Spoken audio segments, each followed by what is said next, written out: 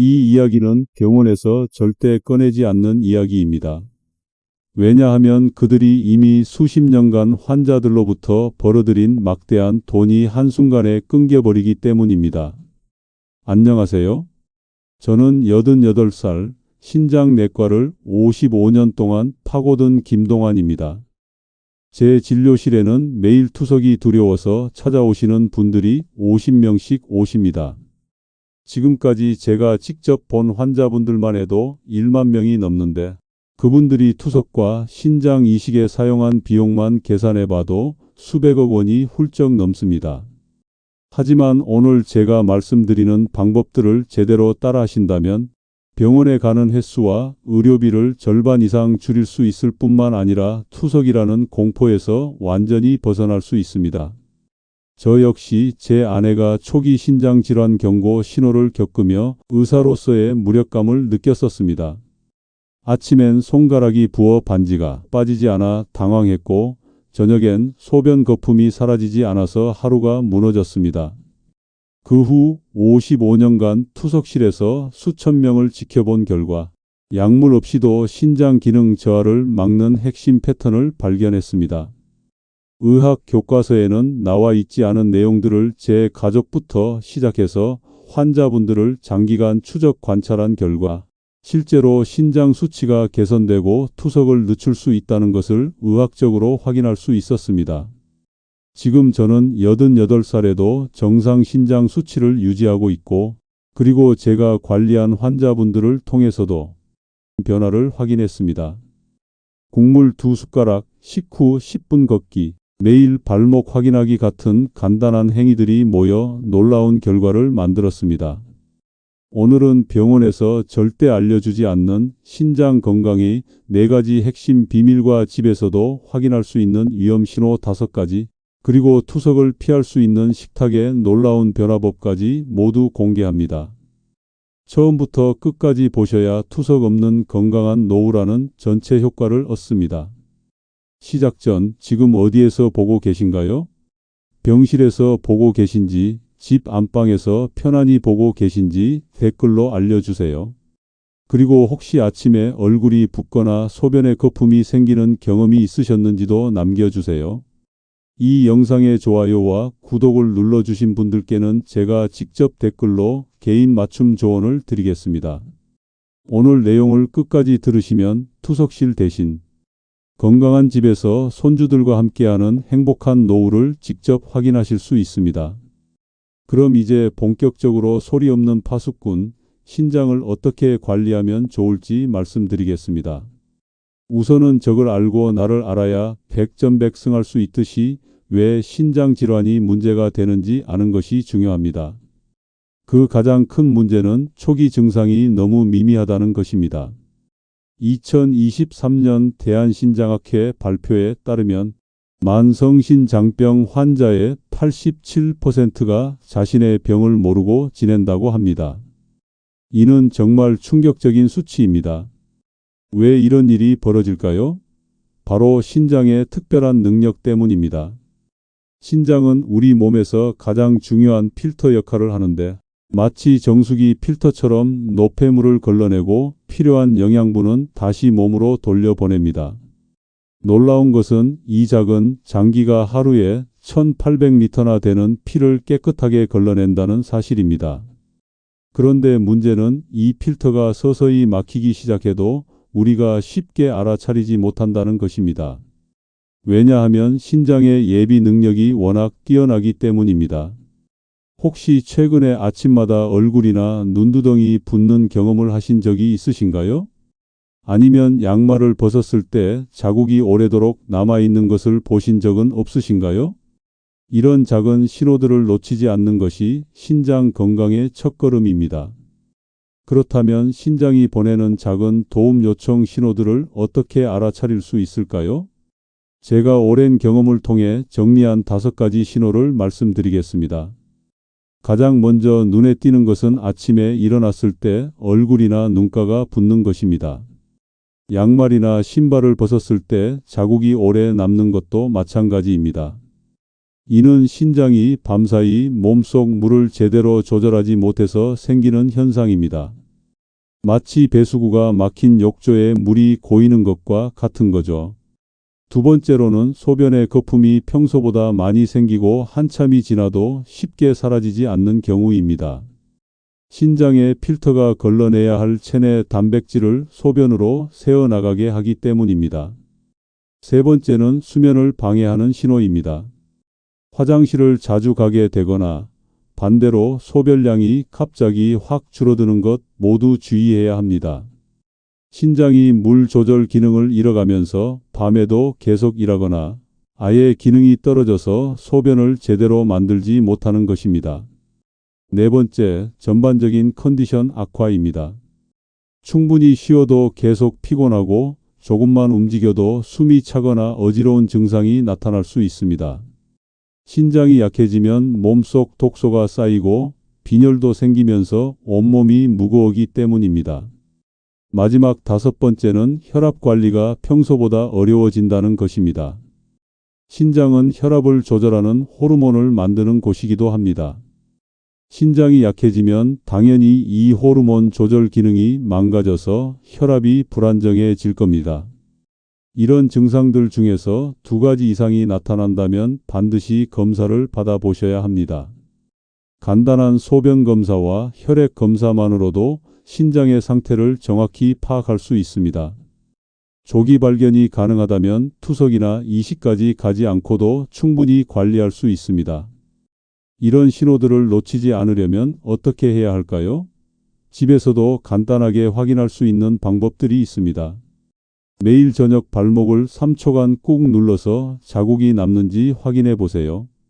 아침에 일어나서 거울을 보실 때는 눈가나 얼굴에 붓기도 함께 체크하시고요.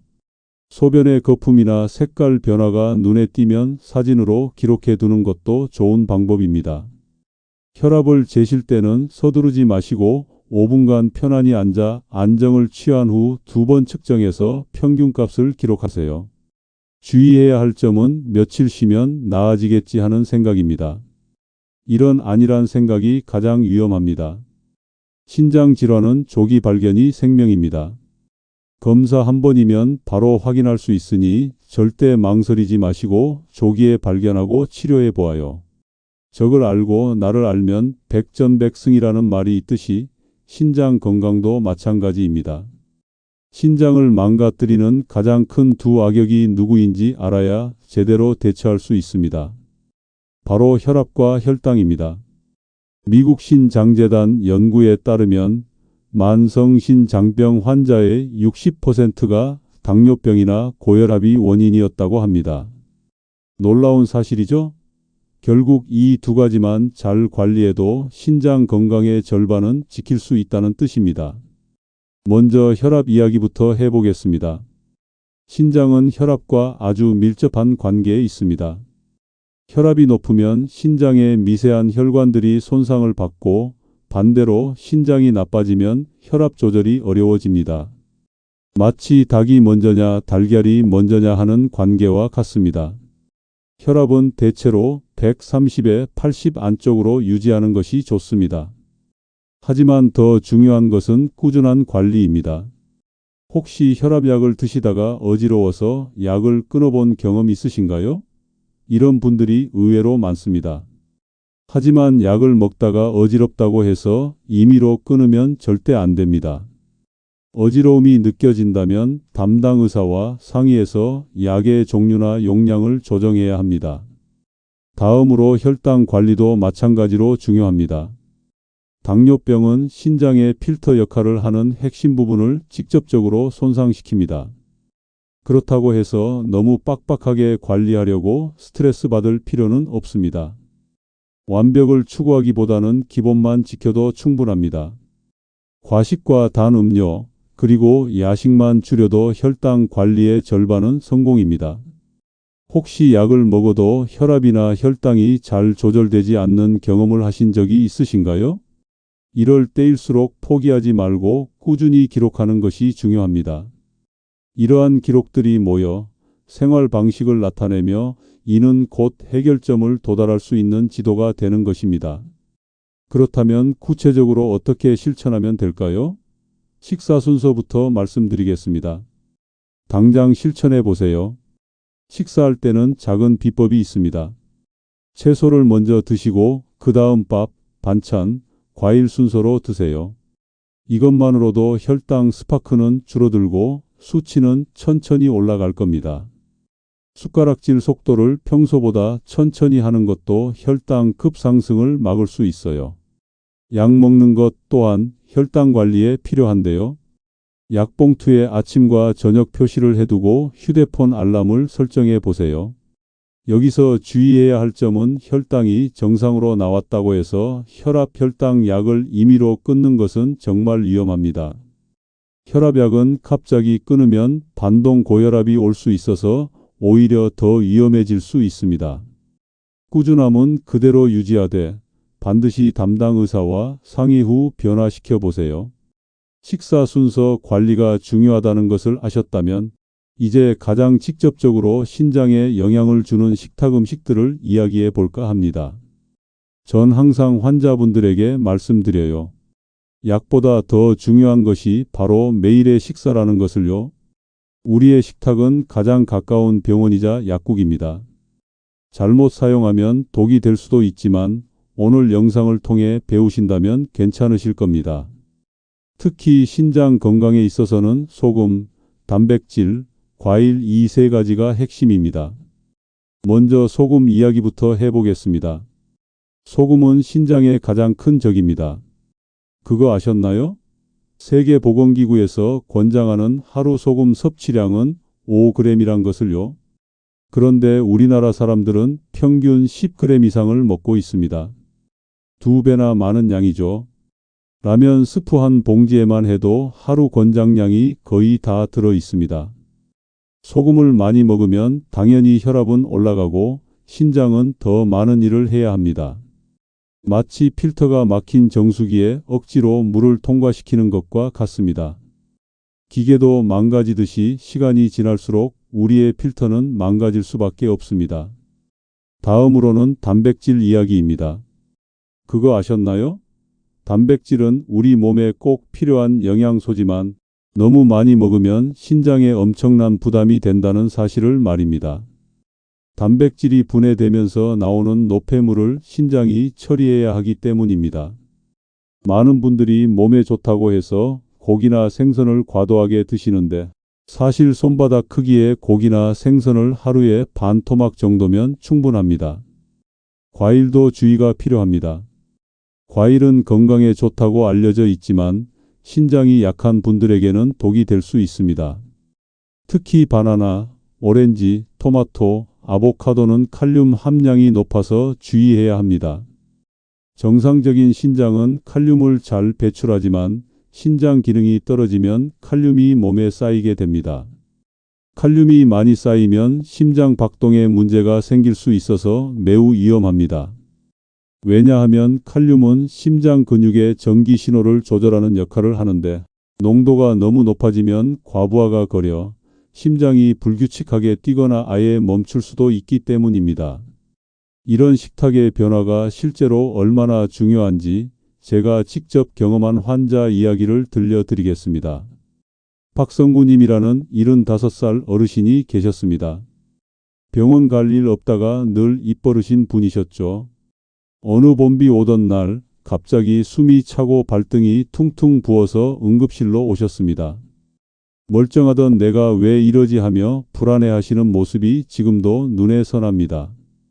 검사 결과 신장 기능이 꽤 떨어져 있었습니다. 알고 보니 몇 달 전부터 계단 오르기가 힘들고 양말 자국이 오래 남고 소변에 거품이 많이 생겼는데 모두 나이 탓이라고 넘기셨던 것입니다. 그날 저는 성구님에게 작은 기록장을 건네며 첫 장에 이렇게 적어드렸습니다. 국물 2숟가락, 식후 10분 걷기, 약은 칸칸이, 물은 조금씩 자주. 일상생활에서 실천할 수 있는 아주 간단한 행동 규칙들을 정해드렸습니다. 성구님은 그날부터 라면 스프는 반만 넣기 시작하였고 국은 건더기 위주로 드시기 시작했습니다. 밥도 평소보다 천천히 드셨고요. 이렇게 시작한 지 한 달 뒤부터 붓기가 줄고 밤에 숨차는 느낌이 덜해졌습니다. 3달 뒤엔 외래에서 만났을 때 혈압이 128에 72, 소변 거품도 눈에 띄게 줄었고 얼굴빛이 환해졌습니다. 선생님, 손주랑 밥 먹고 나면 같이 손잡고 나가 공원 한 바퀴 돕니다 하며 사진을 보여주시던 모습이 지금도 기억납니다. 신장 수치가 단숨에 젊어지지는 않았지만 나빠지는 속도를 늦추니 삶의 질이 완전히 달라졌습니다. 저는 성구님에게 말했습니다. 병이 이기는 게 아니라 사소한 습관으로 이기신 겁니다. 오늘도 2숟가락 잘하셨습니다. 그날 기록장에는 이렇게 남겨져 있었습니다. 나의 투석 미루기 프로젝트 오늘도 성공. 사례에서 보셨듯이 실천할 수 있는 방법들은 아주 간단합니다. 국물은 2숟가락 규칙을 지키세요. 나트륨 600mg, 즉 이는 티스푼 3분의 1 정도예요. 소고기나 돼지고기도 너무 많은 양을 한 번에 드시진 마세요. 하루 드시는 양의 반만이라도 줄여보시는 게 좋습니다. 채소는 물에 담갔다가 살짝 데치면 칼륨을 많이 제거할 수 있습니다. 식탁에서의 습관을 바꾸는 것만으로도 신장 건강에 큰 변화를 만들 수 있습니다. 하지만 여기서 끝이 아닙니다. 우리가 모르는 사이에 신장을 위험에 빠뜨리는 함정들이 더 있습니다. 의료진도 잘 모르는 신장의 숨은 위험들은 바로 우리가 흔히 사용하는 진통소염제와 병원에서 하는 조영제 검사입니다. 진통소염제는 신장의 직격탄과 같습니다. 특히 이부프로펜, 디클로페낙 같은 비스테로이드성 소염 진통제는 신장의 혈류를 감소시킵니다. 더운 날씨에 땀을 많이 흘린 상태에서 이런 약을 먹으면 위험성이 배가 됩니다. 2023년 미국 신장학회 연구에 따르면 진통소염제를 장기간 복용한 사람들의 30%에서 신장 기능 저하가 나타났다고 합니다. 조영제는 CT나 MRI 검사할 때 드시는 약입니다. 혈관에 주입해서 장기나 혈관을 더 선명하게 보이게 하는 역할을 하죠. 정상적인 신장에서는 쉽게 걸러져서 소변으로 배출되지만 신장이 약한 상태에서는 제대로 걸러지지 않아서 신장에 무리를 줄 수 있습니다. 특히 당뇨병이나 고혈압이 있는 분들, 70세 이상 고령자, 탈수 상태인 분들은 조영제에 더욱 민감합니다. 검사 전에 신장이 약하다는 사실을 미리 알리면 대체 검사를 받거나 충분한 수분 보충을 통해 위험을 줄일 수 있습니다. 여기서 제 개인적인 경험을 하나 말씀드리겠습니다. 의사인 저도 놓칠 뻔했던 일이 있었습니다. 어느 겨울 제 아내가 아침마다 반지가 빡빡하다며 웃었습니다. 저는 피곤해서 그런 거라고 대수롭지 않게 넘겼습니다. 며칠 뒤 요즘 소변에 거품이 오래 남는다는 말에 가슴이 철렁했습니다. 다음 날 바로 집 근처 의원에서 소변 검사와 혈액 검사를 했더니 초기 경고 신호가 있었습니다. 다행히 아주 이른 단계였습니다. 그날 저녁부터 우리 집 식탁은 완전히 바뀌었습니다. 국물은 2숟가락만, 간은 레몬과 마늘, 후추로 했습니다. 김치는 한 젓가락만 한 번 물에 헹궈서 먹었습니다. 라면은 스프를 반만 넣고 건더기 위주로 먹었습니다. 식후에는 집 앞 골목을 12분씩 꼭 걸었습니다. 첫 주에는 싱겁다는 말이 나왔지만 둘째 주부터는 재료 본연의 맛이 살아났습니다. 석 달 뒤 아내는 거울 앞에서 아침 붓기 경고등이 꺼졌다며 웃었습니다. 냉장고에는 지금도 종이 한 장이 붙어 있습니다. 2숟가락 12분 고맙다 신장. 그때 깨달았습니다. 가족이 함께 바꾸면 덜 힘들고 오래 간다는 것, 그리고 숫자를 확인하면 마음이 든든해진다는 것을 의사로서보다 남편으로서 더 깊이 배운 수업이었습니다. 이런 위험들을 피하려면 어떻게 해야 할까요? 생각보다 간단한 방법들이 있습니다. 우선 집에 있는 진통제들을 한번 정리해 보세요. 사진으로 찍어서 다음에 병원 갈 때 담당 의사에게 보여주고 확인받으시면 됩니다. 정기적인 검사도 놓치지 않는 것이 중요합니다. 달력에 소변 검사와 혈액 검사 날짜를 미리 적어두고 고정하세요. 그리고 CT나 MRI 같은 조영제 검사를 받기 전에는 반드시 신장이 약하다는 사실을 의료진에게 알리세요. 주의할 점은 건강보조식품도 성분을 모르면 위험할 수 있다는 것입니다. 몸이 아플 때는 약을 더 먹기보다 물과 휴식이 먼저입니다. 특히 해열 진통제를 여러 종류 함께 먹는 것은 절대 피해야 합니다. 이제 마지막으로 오늘 말씀드린 모든 내용을 어떻게 실생활에 적용할지 정리해드리고 이야기를 마무리하겠습니다. 첫째, 신장이 보내는 신호를 놓치지 마세요. 아침 붓기, 소변 거품, 밤소변 변화, 이유 없는 피로, 혈압, 불안정 중에서 2가지 이상이 나타나면 반드시 검사를 받으세요. 둘째, 숫자 관리가 핵심입니다. 혈압은 130에 80 안쪽으로, 당뇨가 있으시면 과식과 단, 음료를 줄이는 것만으로도 큰 효과를 볼 수 있습니다. 셋째, 식탁을 바꾸세요. 국물은 2숟가락, 라면 스프는 반만, 단백질은 손바닥 반만한 크기로 과일의 양도 조절하세요.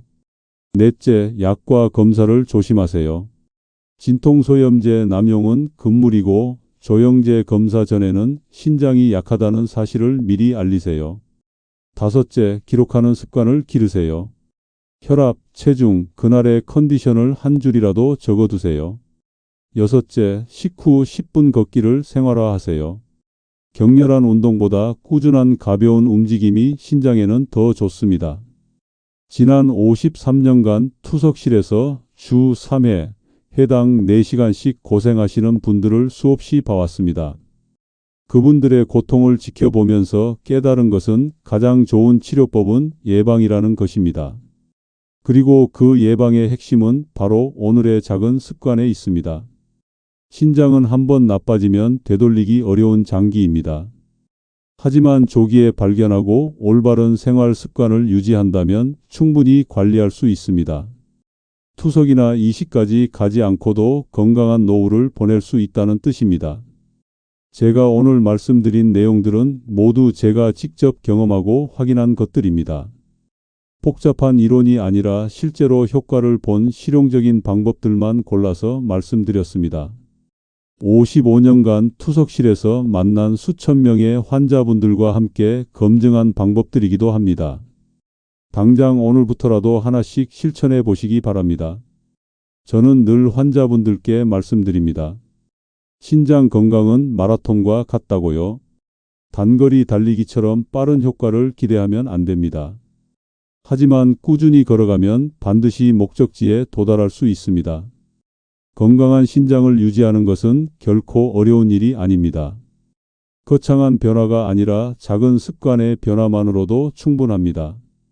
국물 2숟가락, 식후 10분 걷기, 매일 같은 시간에 약 먹기, 발목 눌러보기, 소변 상태 확인하기.